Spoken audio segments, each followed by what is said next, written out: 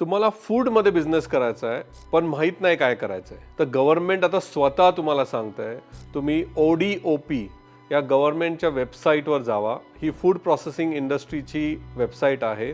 तिथे तुम्हाला इंडियामध्ये कुठले कुठले प्रॉडक्ट बनले जातात, जसं नाशिकमध्ये कांद्याची पावडर, बिहारमध्ये मखाना, लद्दाखमध्ये सिबेक्टॉन है ना, असे वेगवेगळे प्रॉडक्ट्स तिथं आहेत.